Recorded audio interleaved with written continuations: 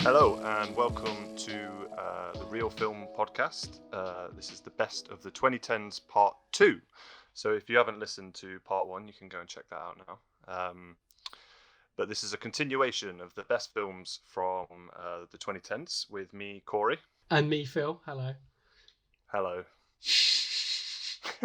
One day we might not be awkward when we're introducing ourselves, but there we go. So we finished the last podcast in 2016 with La La Land, and we're going to continue again in 2016 with Manchester by the Sea. And I know that last time you said a lot about La La Land and how much it affected you, but I think I'd say this is the movie that sort of affected me the most. I remember sitting in the cinema watching it, absolutely just devastated. And it's the kind of movie that you come out and you just can't stop thinking about it. And as much as I love watching films, there's not many films that do that to me. And I think we've talked about sort of, especially in the article, we talked about how 2016 is such a vast year. It's not just a great year. It's got so many great genres. It's got so many specific films. And Manny by the Sea is kind of one of those. It's just a nice little indie drama that, for me, is just so organic. Yeah, I totally agree as well. I think what writer-director Kenneth Lonergan did with it was he created something really, really special that is it's so sort of grounded and real, but also, as you said before, so devastating at the same time.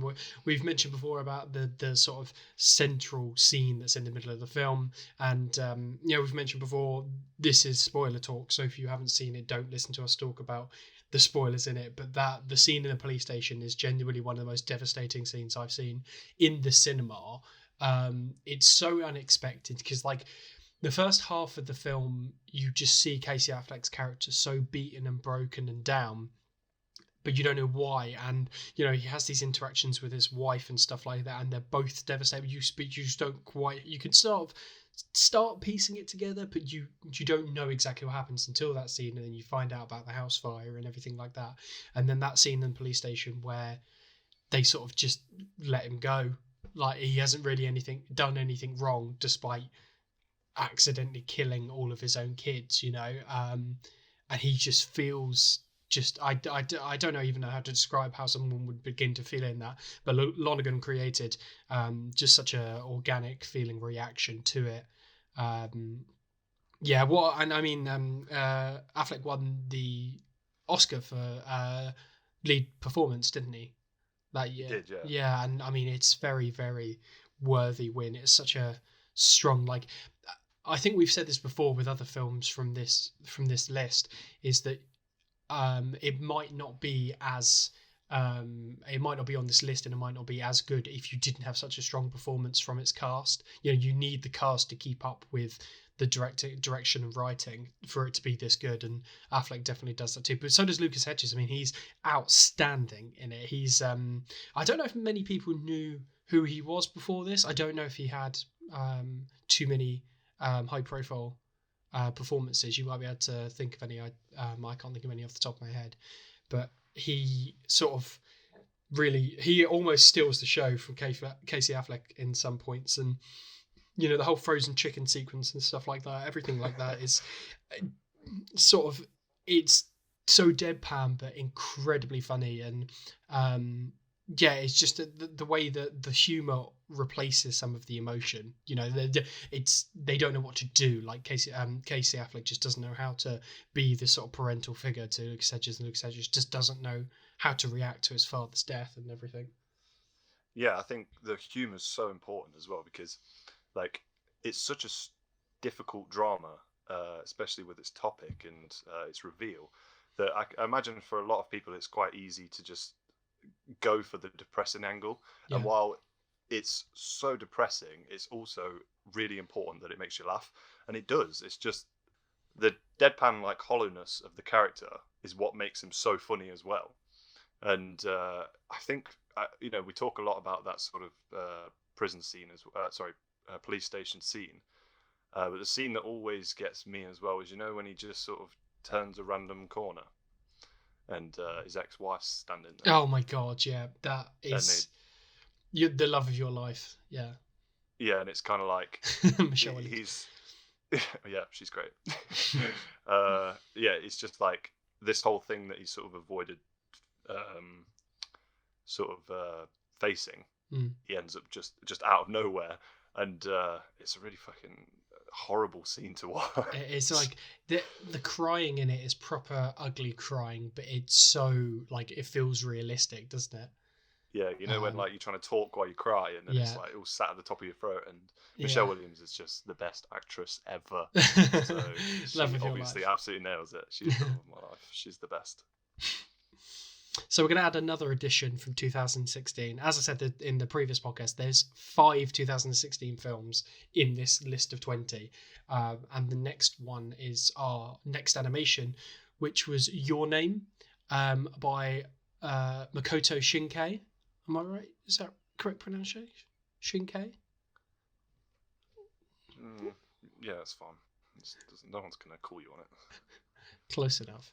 I think it's Shinkai, but Shinkai. Okay. Shinkai's probably fun as well. Shinkai. Okay, well, I'm corrected there. But anyway, it's one of those where I think on paper, if you were to start describing it, you'd think it was just a forgettable body swapping rom-com. But in reality, it is genuinely like one of the most original animations of the decade. And for a very long time, it's so energetic and just this. So essentially you have these two kids who I mean their kids are sort of teenager age, so I don't think their names are ever explicitly said, but they wake up in each other's bodies. One's female and one's male, and I just that first half of the film when they start waking up in each other's bodies and they're trying to figure out what's going on, and they start like leaving notes for each other and stuff, like they're writing on the hand and they're writing on the phone. It's just, I think it's so like such an excellent portrayal of how like a young youthful person would deal with it. Do you know what I mean? I know that sounds like a bit of an old person thing to say, but there's just it's oozing with originality. And it has just a completely it just flips the whole narrative on its head when you realize what's actually going on, you know. Did you what reaction did you have to the moment where you suddenly realize what their relationship actually is and where they are in it? Do you know what I mean? The sort of Well, I mean, I had the same thought process as you when I was first watching it, and I think you're just watching an incredibly, like, it does feel quite light-hearted at times, but it's also, it's about sort of like that youthful discovery as well.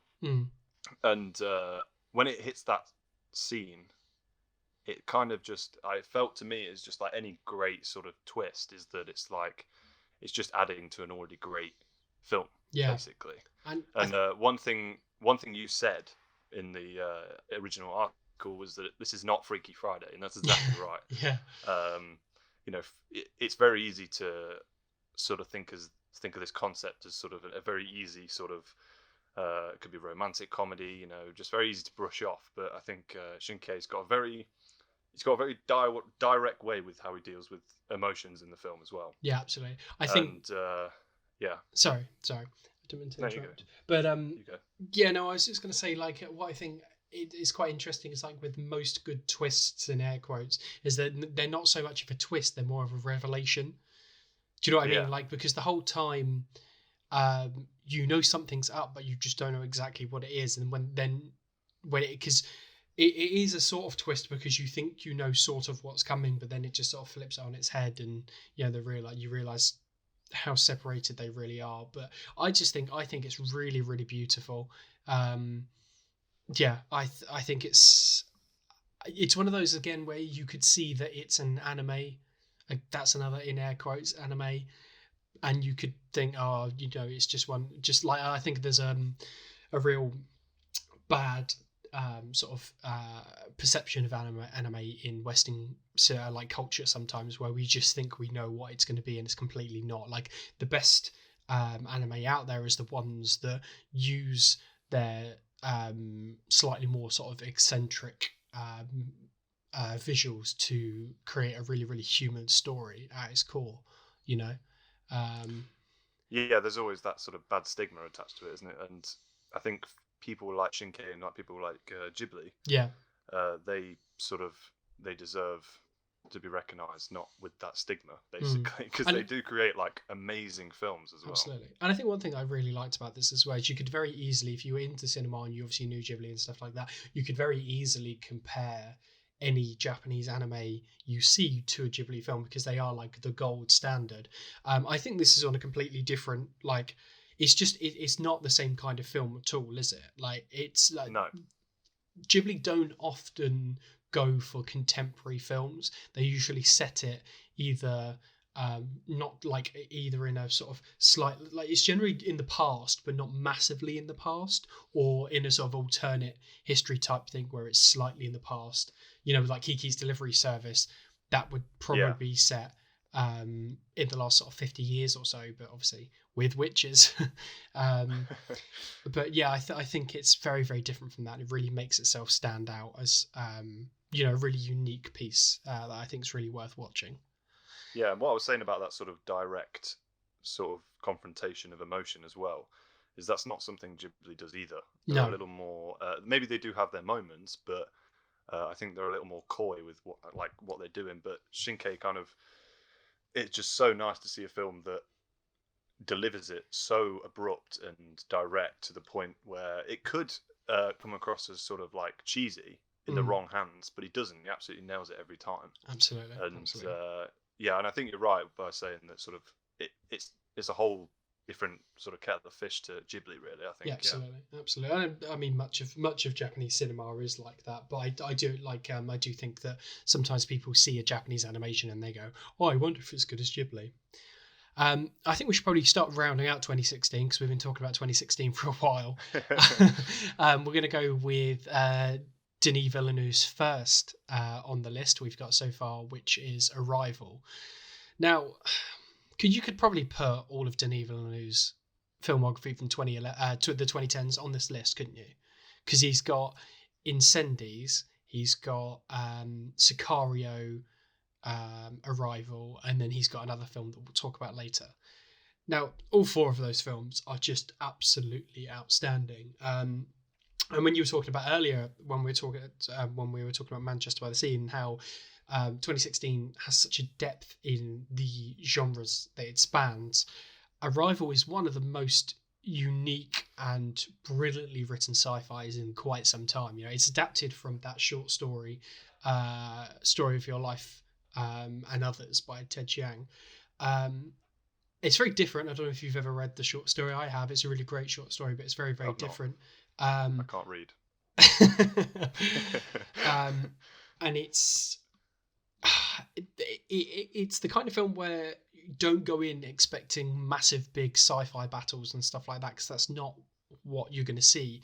There's quite an extended, like one of my favorite sequences in the whole film is when your lead character Amy Adams she writes that sentence on the whiteboard and just does this like complete dissection of why she's doing this sentence like it is, and just breaks up exactly how language works. And I just think it's absolutely outstanding. So the sort of the basic premise of this film is that these alien craft have just appeared on Earth, and the army recruit a linguist professor, which is Amy Adams, to essentially come in and almost do some sort of translation for them because she had some sort of military clearance beforehand. So they bring her in to sort of try and help understand the alien that are on the craft. They can see that it's like, I think the visual of it is absolutely stunning, where you've got like this black room with like this enormous white, almost like the edges are almost like endless, aren't they? Because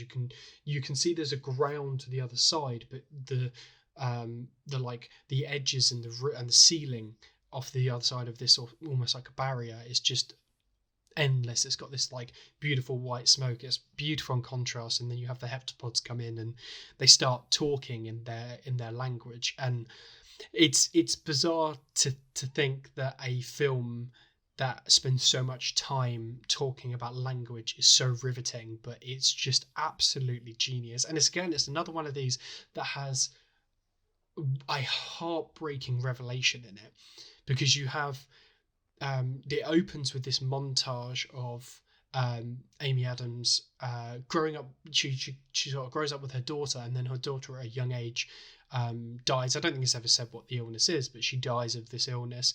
And then the rest of the film, she's quite just dour and sort of empty for the rest of it.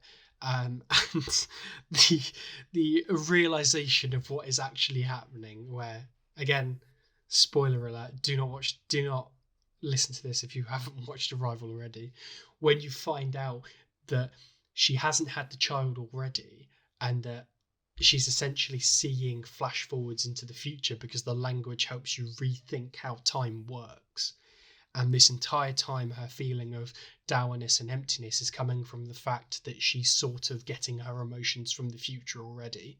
Is just, I mean, I said this to you before about how I've watched the film many, many times again, and every time you can get something new from it, and how genius the narrative actually written.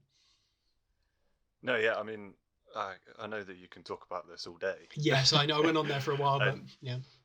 no, it's just that you know, this is another film that we found from this year, just this year, that you're particularly passionate about, and I love it too. I maybe haven't watched it as many times as you, or as much as I'd like to be honest. But one thing that always stood out for me is it's kind of, when you think alien invasion, you sort of think sort of the power of the human race versus the aliens. But in reality, this one's more about, I think it's just the world being its own enemy a little bit. Yeah. Which I really loved. That all that squabbling between all the sort of world leaders, Yeah. and whatnot. And one thing you were saying as well, how it's so riveting. It's that same thing that Nolan's able to do, that Christopher Nolan can do as well, is sort of make complex things that maybe wouldn't be cinematic and turn them into a spectacle. And I say Villeneuve is better than Nolan because the way Nolan sort of structures his films is around basically action scenes, in my opinion. Yeah. Whereas Villeneuve, it's just, you can sense how much passion is going into this story, and he's got such respect for any kind of source material he does as well, especially in this, and obviously in the film we're going to talk about later. But yeah, I think you talk about how good this film is better than I do. All I can say is that I'm more than happy for it to be here because it's absolutely phenomenal. And Denis Villeneuve is like one of the best directors, if not the best director working today. Absolutely. And I just, before we move on to the next film, I just want to quickly gush about the score as well, because I mean, it was done by the unfortunately late Johan Johansson, who was genuinely one of the best composers working today, I would say. I think his stuff is just absolutely outstanding. But the way that he uses that, like, his own score, and blends it with On the Nature of Daylight, which is that piece by Max Richter, that is the piece that opens and then closes it as well. It's the piece that is over the first montage and then is like a motif throughout for whenever Amy Adams is thinking about that daughter or she has those emotions. And then when you realise what's going on and she sees the daughter that she's going to have and the relationship they're going to have, it has On the Nature of Daylight over that. I just think that is absolutely just the way that you blend it together and you don't even realise you're listening to like a song that has already been composed some years earlier, and it just like blends beautifully into the score by Johansson. Yeah, I think it's absolutely outstanding. Finally, we're getting out of 2016, moving on to 2017, another great year as well, actually. But the one we're focusing on is Jordan Peele's Get Out, and this one was, I think, another one that blew everyone away, because Jordan Peele, obviously known for his comedy, Key and Peele was obviously very popular in America, but I don't think anyone knew that as a director he had this kind of... we all knew he had the humour, because Get Out is a very funny film in its own right, but that sort of ability to blend his narrative with sort of social issues, basically, and turn it into such an entertaining film as well. And what I loved about Get Out, before I start telling you why I love it, I'll tell you what it's about first. Essentially, Daniel Kaluuya's character is going to meet his white girlfriend's parents for the first time, and he's sort of met with this. It's niceness, but it's sort of backhanded racism, and it kind of leads to a very thrilling ending. We'll say. I'll just leave it there and let you watch it yourself. But what I love is one thing I took away from the film after like the third time watching it was that just how smart Jordan Peele is with his dialogue, with how he shows certain things in order to give you subtle little hints towards what's going to happen at the end. I think it's just such a fantastic and intelligent screenplay, and he deservedly won the Oscar for it. And I think it's so original as well. I mean, when was the last time you saw a film like this other than Us? His second film, which is still good, but it's not quite as good as Get Out. I think I feel like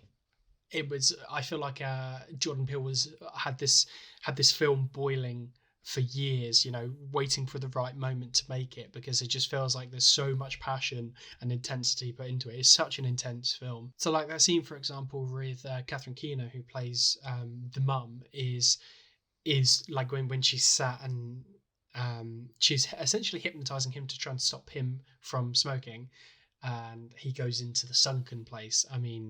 That's visual was just incredible as well. The way he just sort of falls in backwards and into the chair. I mean, Daniel Kaluuya, have you? What a sort of moment. Do you know when sometimes you just watch a film and you're like, right, that actor has arrived. This was the performance to be like, this is now super, like everyone's seen it, everyone knows how good this person is. I feel like Get Out was that for Daniel Kaluuya.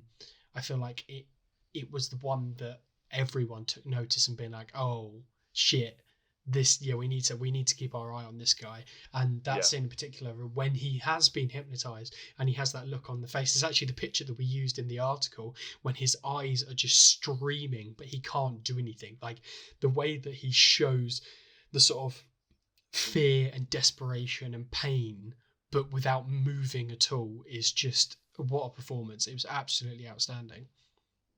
Yeah, I think before Get Out, maybe I'd only seen him really in. I know he was in Skins, and he was in Johnny English Reborn. But before, that's the breakout performance. There we go. That was that. Of course, yeah. Not Get Out, Johnny English Reborn. Yeah, and he was in Sicario as well, but was he? A smaller part? Yeah, he plays Emily Blunt's mate. Oh god, yeah, I'd forgotten about that. I was talking about the film earlier. he doesn't get like a lot to chew on in that. No. He's quite a small role. So but like you said, just that sort of helplessness and all that emotion that he's got into that sort of inability to do anything, and that single tear that falls. The fact that I read afterwards that he nailed that every single time. How do you do that? How do you do that? But it's impossible, I swear. he is phenomenal, and I'm so glad that he got to do this with Peele as well, because they've made a really, really excellent piece of cinema. They're super original, super important as well. I feel like that this decade has been such an important decade for social issues. We've had a lot more, as we mentioned in the last podcast with Blue is the Warmest Colour and stuff like that, and Moonlight. This year has had more mainstream and critical success, I think, for social issues for LGBT plus and issues surrounding black culture and things like that. I think and racism. I think it's always been there. The films have always been made, but I feel like it's becoming far more mainstream to see these. Most people are seeing these films now rather than just cinephiles and reviewers. Definitely. I think also it's a great time for horror as well. Absolutely. Reinvented the horror genre nearly, didn't it? Yeah, basically. And Peele and Eggers and Ari Aster, those three together have just made some of the best horror films in so long this decade. Absolutely. But I think Get Out, just for how there's such an accessibility about it as well. It's so entertaining. Yeah. You could watch it so many times, because it's not. The way I saw it is that it's not terrifying in like a traditional horror sense. The horror is sort of that idea that this is dealing with real people, people that exist, sort of in our world. These like white people who are backhanded racists, and they exist. These ideologies are It's the horror, liberal essentially. racism, isn't it? Yeah, yeah. Yeah, It's like when the dad says, like, shortly after meeting Daniel Kaluuya's character, he says something along the lines of, "Oh, if I could have voted for Obama a third time, I would have." And it's yeah, actually, it's this liberal racism where people don't they think they're being progressive, but they are still being racist. Yeah, it's really, really yeah. interesting. So we're going to move on to Phantom Thread, which was Paul Thomas Anderson's second of the decade, I believe. The first one would have been The Master, wouldn't it? Third, Third? in Inherent Vice as well. Was that this decade? Yeah, it was like How, 2014, I think. holy shit, I forgot about that. But anyway, um, Phantom Threads is a acquired taste, I would say, of a film. One that I absolutely love. I'm completely transfixed with this film. When we do our next podcast of honorable mentions, I think Corey. I'm not sure about this. It could be missing here, but I think Corey might say that he would remove this from his 20. But I am strong. This is a strong in the list for me. There's something about this film that completely transfixes me. I mean, all Paul Thomas Anderson films are just unique in their own sense. They always have something about them that is just he just makes films like no one else. Um, but the relationship that is shown is like nothing else I've ever seen, and ends on one of the most unique relationships. Um, Most disturbing, but one of the most unique relationships I think I've seen in some time. And I mean, it's got Daniel Day-Lewis in it, and has the guy been bad in the last 20 years? You know, since he became, the Daniel Day-Lewis we know him, I think he hasn't had a performance which has ever been anything less than outstanding. Um, and having him as this, renowned dressmaker, in London is, I think the way that he balances his sort of his immaturity and coping with pressures from the industry and having this sort of these constant fleeting relationships with women until he finds one with Vicky Creeps, I think that's how you say the actress's name, who plays Alma. I think the fact that she spends so much screen time with Daniel Day-Lewis as well, and the fact that she keeps up with him, I don't think she quite steals the show from him. I don't think anyone can do that to him, but the fact that she keeps up with him is a pretty astounding feat in itself. And I think if the person who plays his sister, Leslie Manville, I think if she had more screen time, she would have done it. I mean, there's certain sequences where they're sat sort of having breakfast, and the way that she bites back at Daniel Day-Lewis is it's the tension is palpable. I absolutely love it. I think it's super original, and it's one of my favorite PTA films in a while. What did you think of it? I know you're not quite as high on it as I am, but Yeah, I know that kind of makes it sound like almost like I don't like it. Of yeah, course, no, I no, love no. this film. I wouldn't have agreed to it being on this list if I didn't like it. Um, I think for me, it's the script is so intriguing. Just how you kind of get to that ending. Well, Yeah, I just don't understand how someone's mind works that way. But no, it's kind of just the genius of PTA, really. And to go back to Daniel Day Lewis, we were talking about. He's been basically fantastic in everything he's been in.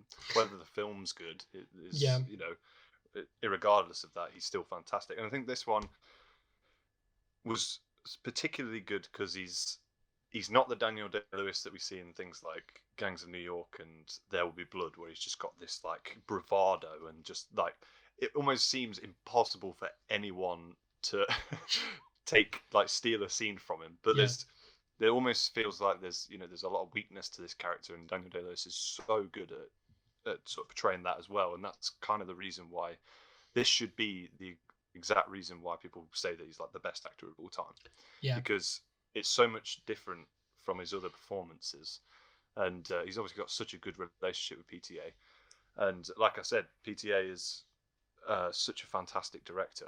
He's one of my favourites. I'd still obviously put it up there, with one of his best, but to me, all his films Yeah, I mean, again, are it's incredible. So it's yeah, difficult. it's like Sophie's Choice, isn't it? None of it. I don't think I've ever seen a film by him that's anything less than really, really good. Yeah, He's. You say Denis Villeneuve is one of the best working directors. You've got to put P.T. Anderson up there as well. definitely. Yeah, I think obviously we'll talk about it next podcast, but I probably obviously there is a film I would probably put in place of this, but like I said, take nothing away from it. It's still a fantastic film. Yeah, I think that just comes down to personal taste more than anything. And I have, me, I have a certain affinity for quite grounded and like personal films. I really like films like there's something I really love about this film. There's not really much of a narrative in terms of anything outside of the relationship. Do you know what I mean? Like Yeah, he kind of has to he there isn't this overarching narrative of him making this one dress for this one person for this one event or anything like that. Excuse me. But like there's just these constant little points throughout, but it's the relationship that's sort of the overarching narrative. What I think it's fascinating. I absolutely love it. yeah.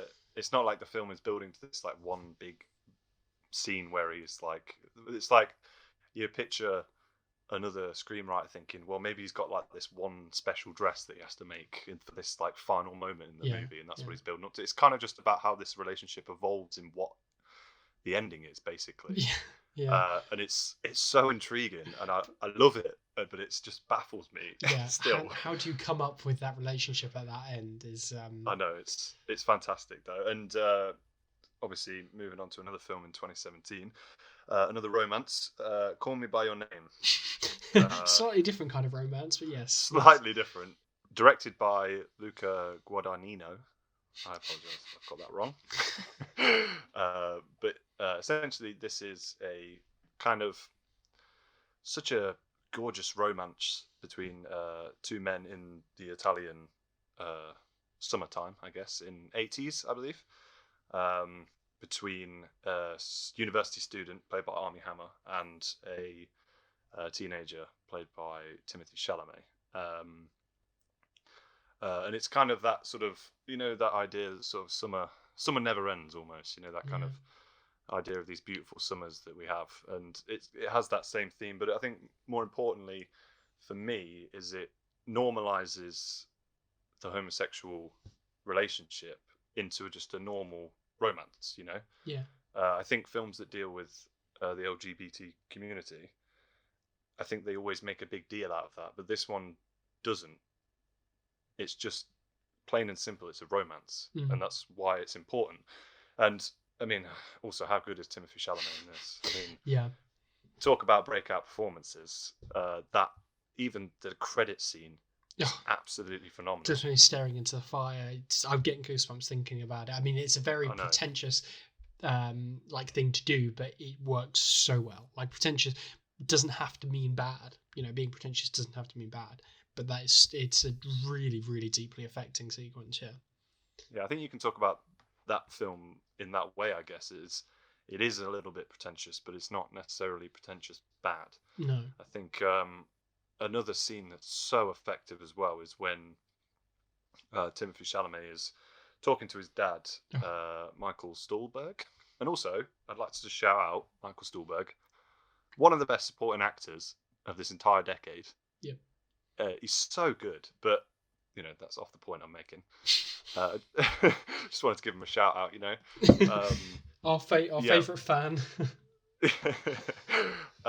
When sort of Armie Hammer has to leave, and his dad, Timothy Chalamet's dad, ends up having to sort of like comfort him with this really beautiful monologue about love, and it's the whole film is just directed beautifully, it's written beautifully, and it's just performed so well. To be honest, before this film as well, Armie Hammer to me was, I know he was a good actor. I didn't particularly think, oh, Armie Hammer, sort of he's got this like incredible, impeccable range, but he's really showed a sort of tenderness to his roles of late, and absolutely. That was a sort of turning point for him, wasn't it? Yeah, definitely, and I think he's fantastic as well. But yeah, overall, just such a beautiful romance, and it's why it's on this list. It's one of the best of the decade, in my opinion. Yeah, I don't really know what else to add. I mean, it's just beautifully elegant. It's a sort of coming of age drama mixed in with this realization of sexuality and dealing with that, and then dealing with the sort of fleetingness of young love as well. Um, yeah, so I'm not entirely sure. I think you covered it beautifully as well. Just I think, as you said as well, it's almost impossibly gorgeous how well like shot and stunning the Italian landscape is. If I did have sort of one hang up, because I remember the first time I watched it, there was one hang up I had, and it's when the two of them get that opportunity to go and spend a bit of time together, Yeah, just like not surrounded by other people, just those two. And for me, it kind of, when I first watched it, it felt like it made the movie drag a little bit to get to. You didn't really need it, but after reflection, I think you do need that. You know, the two people who have fallen in love, but there's always that thing of not being able to sort of truly express themselves, and this obviously gives them that opportunity. That was my only hang up at the time, is that I probably thought you could have taken that out and it would have been fine. But you know, I will still sing the praises of this film. It's such a fantastic, beautiful movie. One thing as well before we move on to the next film. Did you know they're making a sequel? There's a sequel in the works, which I think is really strange. Sequels don't always work. However, our next film is a sequel that worked really, really well. That is a flawless segue. That is fantastic segue, mate. I lined We're up getting there. good at this, aren't we? No, definitely not. That was. But segues don't always work out for the best. I'm hoping that Call Me By Your Name 2 does, but our next one is Blade Runner 2049 from the same year. It's the second entry by Denis Villeneuve. We only put 2 on here, but as I said earlier, you could easily have put all of his films from this decade on this list. Yeah. And I think we're just going to come out and say it. We're going to rip the Band-Aid off. Blade Runner, the original, is both one of our favourite films of all time. I have a huge affinity for slow burning, sort of more thinking sci-fis like Blade Runner and Arrival and stuff like that. And I think we're going to just rip the Band-Aid off and say 2049 is better than the original. Yeah? Yeah, are we agreeing on that? I'm with you there, mate. Yeah, I'm 100% yeah. there. And I think that's an incredibly bold statement to say, considering how well regarded the original is. But I think what 2049 does is it doesn't just continue on the story and stay in the same sort of setting and universe. It creates this. It just expands upon it in every single way possible. You know, it takes all of these, it takes the same themes and even some of the same characters and just creates this even deeper, even more complex story. And it just, again, another stunning performance by Ryan Gosling. As I said before, this is Gosling's decade, absolutely. And I think he's absolutely brilliant as Agent K in this. You know, he is a replicant who is hunting down replicants in themselves. You know, I think as I said, it takes these same themes of you know, humanity and everything like that, and just it just expands upon them. And it's as you know, we said with Call Me By Your Name, that was impossibly beautiful in this Italian countryside. The way that 2049 takes the same sort of neon futuristic aesthetic of the original Blade Runner and you like puts it in you know, modern technology is just outstanding. There's I don't know how you come up with a sequence like this and make it work as well, but when Kay decides to have sex with his AI, which is just a hologram, and the hologram hires a prostitute, and the hologram is sort of putting itself inside the prostitute, so it looks like Kay's having sex with the hologram. How you come up with that and then make it work is I just don't know. I don't know how you do that. It's actually just like freaky when you first watch it. Yeah, it's because it's working so well. You don't, because it's not even like the hologram it's not Star Wars or anything like that style hologram where you can kind of see through it and it's a bit fuzzy. It's perfectly crisp and just looks like a normal human. So when you have two perfectly crisp looking humans sort of slightly out of time before they go in together, yeah, what a beautiful beautiful film though. Yeah, I mean, you basically said everything. I think we both have a very similar opinion on why this movie is so great. It's that idea that it never besmirches the original. It knows where it came from, but it's not afraid to sort of expand on those themes and stuff. And I will say as well, I mean, again, I was going to mention Ryan Gosling, but you got it. You did it. But also Anna de Armas in it. She's the hologram. She's brilliant. She's the AI, she she's is not hologram. Yeah. She is the hologram. She's the AI, I should say. But yeah, what I think it's one of the most visually beautiful films of this decade as well. I think you could put it up there as one of the most beautiful. It's just the sweeping landscapes and just like the way that Kay like constantly feels lost in the city is just you have that beautiful juxtaposition of him sort of confused in his own humanity and then being lost in these sweeping landscapes around him. And I wrote in the article about how everything feels like almost dreamlike. Like there's the bits where he's like walking through the streets at night and you have that giant Ana de Armas hologram coming down and talking to him, and it's quite jarring, isn't it? Because at this point she is an AI that lots of people have access to and he's basically in love with her, but then you have this sort of 100-foot tall one coming down and talking to him, and I think it's Villeneuve's best film. I think he's just completely in control of his craft, and I think it's probably, in my opinion, it's the best of the decade. There's a lot of other films you could put in there, but for me, I think it just gets above the rest. I don't think anything shoots quite as high and reaches, you know what I mean? Like it's going out there to be a sequel to Blade Runner and be as good as Blade Runner and reaches it. So, yeah. I mean, you spoke about your sort of love of sort of hard sci-fi, that idea of like thought-provoking sci-fi. I think the reason I like the original Blade Runner so much is because of its noir. And while this one is, I would say, in terms of story as well, it's not as noir as the other one. It still has that sort of side of Blade Runner as well. Yeah. And again, you could list so many reasons why this film is so good. Yeah. But to me, it's that idea that it expands on scope, but it still manages to sort of keep that sort of noir aspect of the setting as well, which is, I mean, it's very important to me just because that's sort of my favourite kind of film. Well, the heart of the narrative, it's a mystery, isn't it? Because Kay, at the start, he goes to the place where Dave Bautista is and he finds the body. Does he find the body of the woman or the child, or is it the woman with the child? It's both of them, I think. Yeah. Is it together? Yeah, and then they basically discover that the replicants might be able to have children, and this could cause a huge uprising and massive political issues. So you have that. What is a sort of lovely aspect or a great aspect of noir films? You have that sort of corruption and conspiracy aspect as well, where the humans don't want to lose control of their replicants and everything. Yeah, I think it's a stunning film, and I could go on about it for a while. So we should probably move on to 2018's Roma, which won Best Foreign Film or Best Foreign Language Film, I think it was called at the time, at the Oscars. Not Alfonso Cuarón's first win, but I believe it would be his first win for a Spanish language film. Well, it was a bit odd to see a Netflix film at the time, at least, back in 2018, it was a bit odd to see a Netflix film being nominated for Oscars.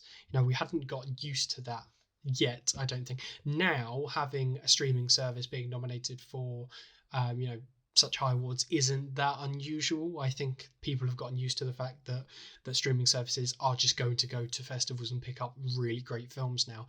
But seeing this at the time I don't think very many people expected such a moving and beautiful piece from Netflix. I mean, if you knew it was Cuarón, you might have done, but something I heard, stories that I heard from coming off set was apparently very few people actually knew what kind of film Cuarón was going to make, because he directed, shot, edited, and I think he wrote it, and he just did so much on the film that he had such a specific vision for it that very few people actually could picture the film that he was trying to make. And it's such a personal film to him. Like I don't feel like anyone else could have made the film that he was going to make. Whether or not it's from personal experience, I don't know, but it is a Mexican film through and through. You know, even though it was funded by American and stuff. I think but it was an important film at the time as well, because 2018 was, you know, post Trump coming to power and build the wall and everything like that. He was creating this sort of horrible narrative around what Mexicans were to the United States. I think this film coming out and showing true humanity coming out from Mexico, I think was a really important, and it's a very moving piece of cinema as well. Uh, Sorry, I did choke. Shame. Yeah, this film should have won Best Picture. Yes. And to be honest, what you're saying about the Netflix thing, I think that's actually part of the reason why it didn't. Yep. Is that people just couldn't handle the idea that streaming service was sort of breaking into that sort of traditional way of making a film. We obviously know that sort of Spielberg's famously come out against it.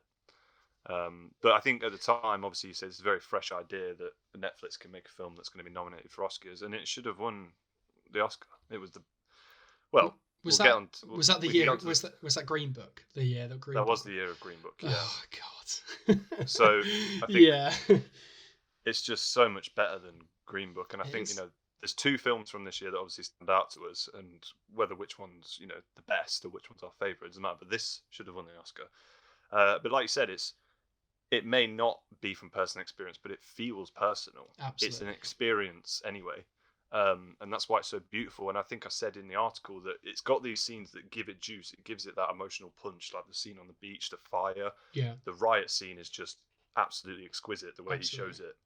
But it's just full of little scenes that don't say a lot, but they don't need to. Yeah. They're a part of that experience. And I think films sometimes that try to do that, they get a bit sort of caught in the sort of like mundanity of real life conversation. But Cuarón kind of just nails it every single time. Yeah, no, absolutely, I agree. And I think as well that Cuarón has always he's become known for the way he shoots his films. You know, he never shoots a film badly. It always looks incredible, and he's kind of got this thing about using really, really long takes excellently. Like, I mean, probably his best example of that is Children of Men. There's 3 or 4 just like outstanding long takes in that, but they're quite flashy. So for example, the car sequence in Children of Men, when you have the camera in the middle of the car and it's just rotating as they sort of drive forward, you have all the conversations, and then it drives backwards as they get attacked. It's quite flashy in the way that it's shot, because you're kind of just sat there like, how the fuck are they shooting this? Like, I don't understand how they're shooting this. But I think something that Roma does just outstandingly well is it has these really, really long takes, but they're not flashy at all. They just sort of pan very slowly, like left to right or right to left. The camera will be still but be panning, on its axis, and just shows this modern, this life just exquisitely, like you say. And yes, I agree, it should have won Best Picture that year for sure. It was robbed, absolutely robbed. I did say in the not in our decade article, but the defining the decade article, was that I just find it quite funny as well that in a decade where sort of Trump's wall became such a powerful and horrible thing, that 5 Mexican people won the Best Director. Well, 3 people won it over 5 times, and I love that idea, and I love that someone's won it for basically just expressing what it means to be living in Mexico, and to be a part of that culture. Yeah, absolutely. And we'll use that to move on to so Roma should have won Best Picture, and when that won Best Picture, Shoplifters should have won Best Foreign Language Film. That, as we said before, what Corey meant before is Roma and Shoplifters, you could argue whether one is better than the other. Personal taste definitely comes into it, because they are completely you could potentially compare them on paper, because they're about, they're very simple narratives about almost everyday life. They're very personal. But the reason why you couldn't compare them too well is because they are so culturally different. Shoplifters is from Hirokazu Koreeda, a Japanese director who's been around for some while, and again, he's another director, like many others on this list, that have just a almost flawless filmography. This is probably his best film, but it's so ingrained in the culture that it comes from. You wrote the section, the review, in the article. I actually saw it first, and I tried so long to get you to watch it, and it took you a little while to come round to it. Um, what did you think of it when you first saw it? Well, obviously, you were telling me this is. I mean, we very often do this where we tell each other that we have to watch something, and I'll admit now I'm not the best at watching Phil's recommendations. This one I did want to watch already though, because obviously it won the Palme d'Or, and I didn't have an opportunity to watch it. So when I bought it on DVD, the day it came out. Yeah, that's what it was. Yeah, was that sarcasm? A little bit. So when I bought it on DVD, the day it came out, and I think I watched it the same night, to be honest. Yeah, I think I understood why you were giving it so much praise. It's such a beautiful film, and for me, it's that audacity that he has to sort of to basically spend like so long building relationships between specific, but not just an entire family's relationship, building relationships between specific people in the family, to then just flip it on its head completely. Yeah. In a scene that is literally my favorite scene of the entire decade. It just blew me away. It was absolutely phenomenal. And then to stay on like thematic course, basically, to still have your themes there from the beginning, and you're still able to discuss them. Basically, it's such a brilliant film. There's something about like his films have always had this fantastic way of like creating this beautiful relationship between all these different characters. Many of his films are pretty much just family dramas. So you have all these different families and characters, and you spend so much time just getting to know each character and getting to know the relationship between each one, and then their relationships between others and stuff like that. And as you say, the way that he builds it like a normal Corrida film, where I should say normal, like that makes it sound like they're formulaic. They're not at all. But the way that he builds all these different characters and different relationships, and then, as you say, does this flip on its head where, I mean, I don't think I've ever seen anything quite like it in a family drama before. It's so original, and it's so beautiful. It's so elegant. It's quite heartbreaking as well. The ending is pretty heartbreaking. Yeah. And the way it sort of gets you on the side of these... I mean, they're not even like lovable rogue kind of people. They're just sort of minor criminals, I guess. Just trying to make it by. But the way it gets you on their side and basically fall in love with the family is just, I think it's so expertly done. And I mean, in a filmography like he's got, it's the same thing with Denis Villeneuve as well. That when you've got a filmography this good, to say that this is their best is really, really high praise. I mean, yeah, it's just, I'll stop there. I think it's just absolutely outstanding. It's delicate, it's elegant, it's beautiful, and it's so moving. Yeah, definitely, I agree. And also, Sakura Ando in it is just so good. She plays essentially the mother of the family. Yeah, the mother. I'm air quoting there. I'm air quoting the mother bit, but yeah, she plays the mother of the family. And the scene I'm talking about, the bit where it sort of flips over her head, it does involve her. But she just performs the scene like we were talking about Daniel Kaluuya, that particular scene where you just look at him and you just think, wow, that's just absolutely phenomenal. Yeah, how do you do exactly that? The same. You just it's the bit where she's sort of crying her eyes out, and she's just so almost exhausted by the fact she's crying so much. And the way she performs it is just absolutely beautiful. And I know we've had very long discussions about Shoplifters in the past, just how good it is. Yeah. So, like as I said before, with Cuarón, he had these really beautiful long takes in Roma. He's always been excellent at that. But the thing is, I think Corrida has always been superb at these very still long takes. So where Cuarón has done these flashy long takes and then goes into these elegant sort of pans, Corrida has this way of just setting the camera down, usually at quite a low angle, and just letting all the characters play out in front of him. He will have these long sequences where there's almost no cuts, and it's just everything is always so fluid and it's just so human. And I think Shoplifters is another just absolutely outstanding example of that, of just sitting down and just watching life happen in front of you. And maybe there's a certain level of mundanity to it, but the way that, as we said, the way he sort of flips it all on its head, I think is so engaging. It's so engaging. Yeah, I'd say Romans, it's got that slightly more glossy feel to it. Maybe it's black and white. But I always think Correa's just that sort of like in the moment, very much just capturing what's happening in the frame with people, rather than trying to be too sweeping, is just very important. It's worked for him because he does it in every single film. So. Yeah, it's almost like he almost makes like social realist Japanese films, and I think it's just absolutely stunning. So we'll move on. Sorry, go on. Okay, I was going to say, interestingly, I've sort of spoken to Japanese people about Shoplifters, and they're like, oh yeah, I hear it's really good, and like Correia to them is like, our sort of, not Spielberg, but he's very famous. Yeah. And I find it very interesting. They're sort of just like, well, is it?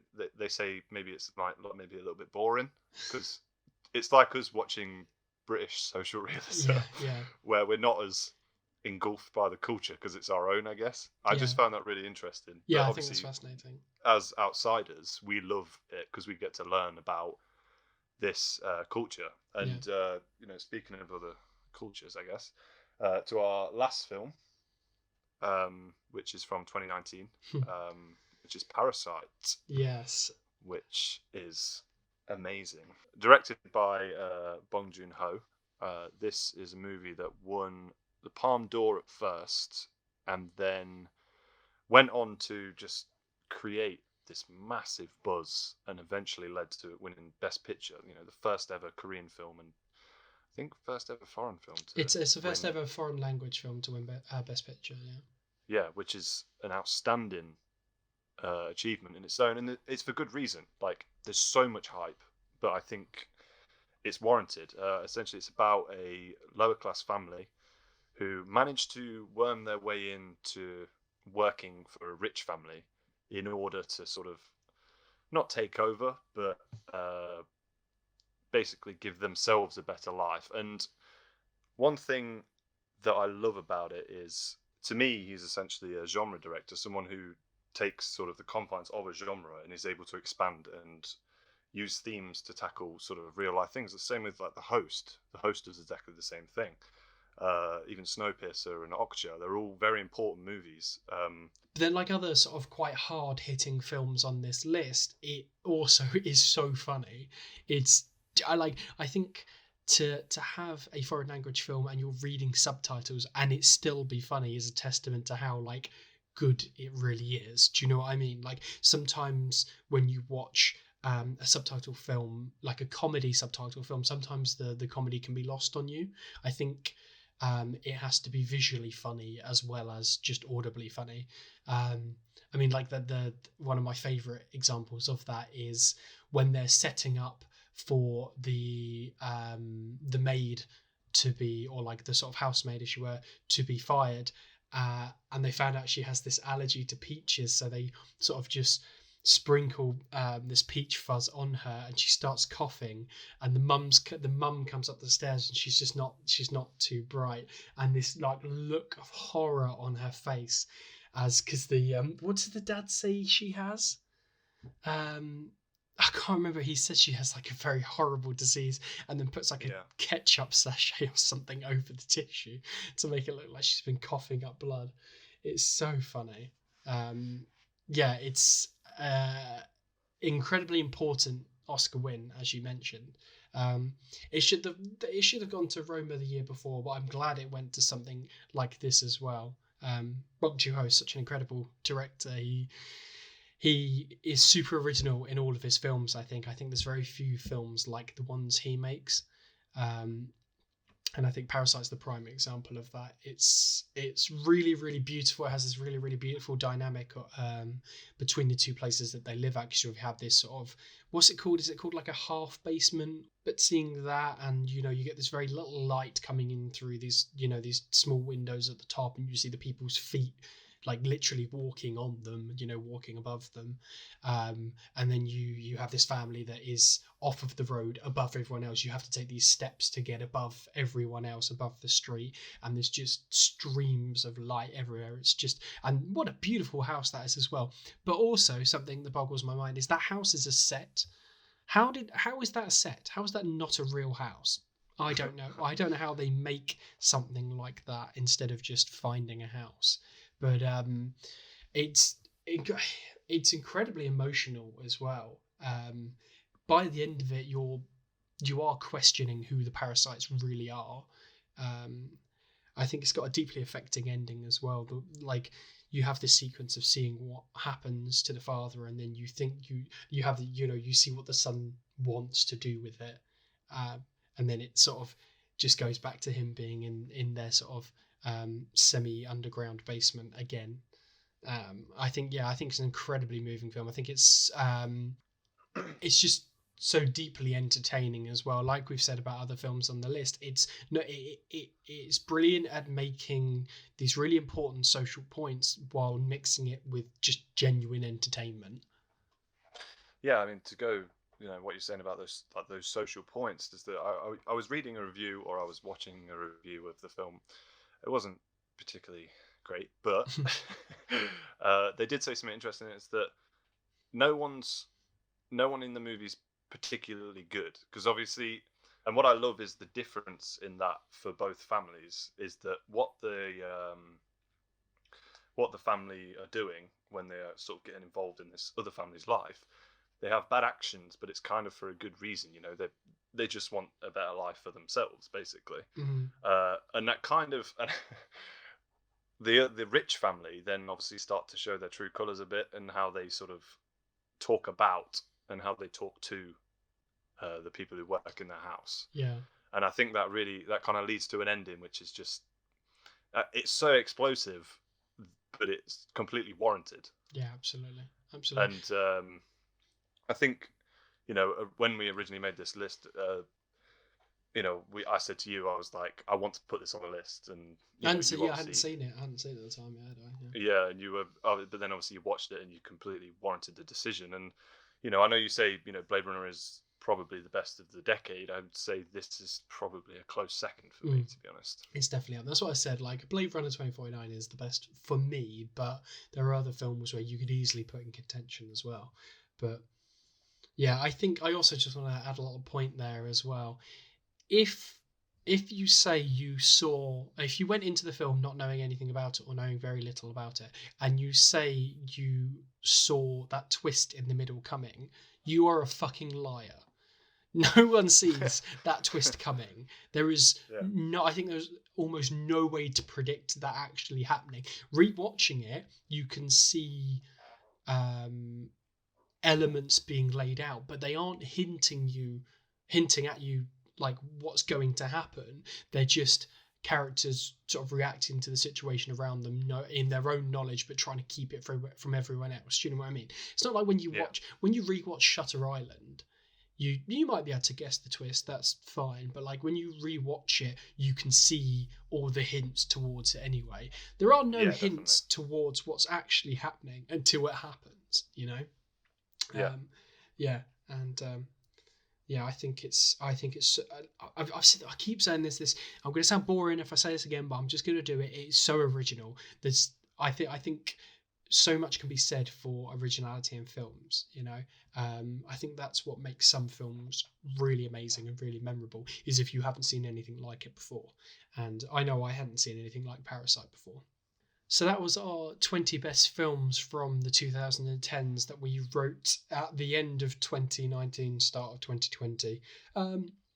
I know that we have some opinions about the list now, so we're going to do a third podcast on all the honourable mentions because it has been a really excellent decade.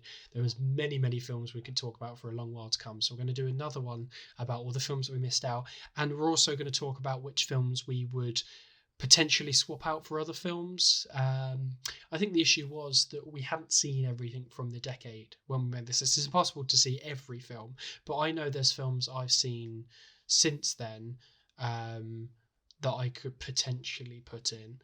But let us know what you think. Let us know if you think there's any glaring omissions or if you disagree with anything on the list. Make sure to check us out on Facebook, Twitter, and Instagram at Real Reviewing. We're at realreviewing.com. If you go to anchor.fm/Real Reviewing, you can find out where this podcast is. But we're on Apple Podcasts, Google Podcasts, YouTube. Pretty much anywhere you can get podcasts, we're there. You can find me on Twitter at Philson Wilson. And you can find me at Cosp Jord. And I hope you enjoyed listening. Make sure to tune in to our next one.